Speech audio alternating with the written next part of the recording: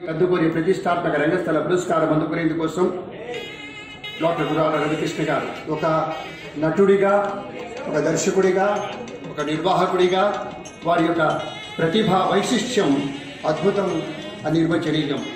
రాయలసీమ కళా వైభవానికి వీరే ఒక కీర్తి కిరీటంగా భాషిల్లారు.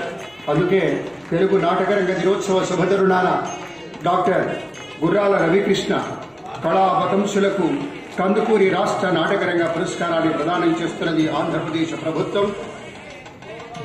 విశిష్టంగా ₹1,00,000 నగదు మొత్తంతో, అలాగే శాలువతోటి, నాపికతోటి సత్కరిస్తూ ఉన్నారు అమాత్య శత్రులు కందుల దుర్గేష్ గారు, అలాగే ఉమ్మడి గోపాలకృష్ణ గారు, గురా సాయి మాధవ్ గారు.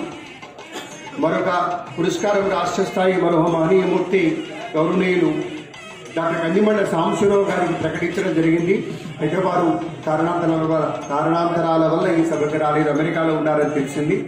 ఈ బహుమతిని వారికి తర్వాత అందజేస్తారు.